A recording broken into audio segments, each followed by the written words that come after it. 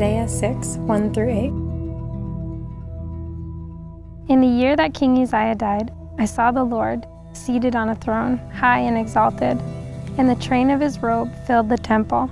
Above him were seraphim, each with 6 wings. With 2 wings they covered their faces, with 2 they covered their feet, and with 2 they were flying. And they were calling to one another, Holy, holy, holy is the Lord Almighty.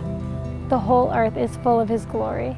At the sound of their voices, the doorposts and thresholds shook, and the temple was filled with smoke. Woe to me, I cried, I am ruined, for I am a man of unclean lips, and I live among a people of unclean lips, and my eyes have seen the King, the Lord Almighty. Then one of the seraphs flew to me with a live coal in his hand, which he had taken with tongs from the altar. With it he touched my mouth and said, See, this has touched your lips. Your guilt is taken away, and your sin is atoned for. Then I heard the voice of the Lord saying, Whom shall I send, and who will go for us? And I said, Here am I, send me.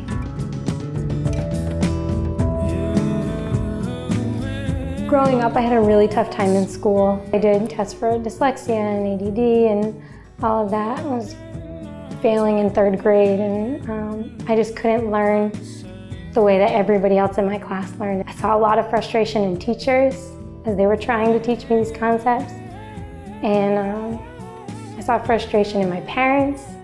I was put in special education classes in high school, so there was only 5 or 6 kids in my class. I was the only one who wanted to go to college, but I said, I just want to try it.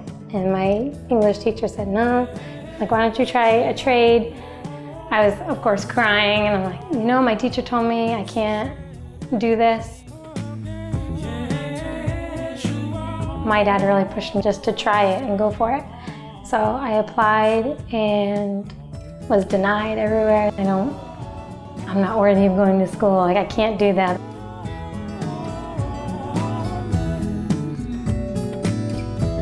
I pushed harder, and after my first year, I was able to finish classes and actually pass and do well. And so they admitted me as like a full-time student, and I, by the end, was off academic probation and graduated from college. And it was God showing me that I am worthy and that I can do this. When Isaiah encounters God, but it's awesome how he saw that vision of just his grandeur and how awesome he is. And then his response to that is also one of my favorite parts, how he sees like, woe is me. And God says like, all right, I've showed myself to you. You know who you are. And now I want you to go. Right now I'm doing the children's ministry at His Providence.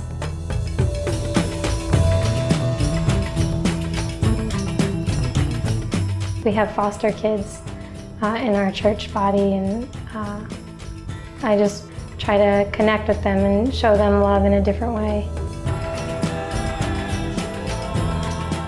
I'm always drawn to the kids who are the toughest, because I know that there's something that has to be broken through there.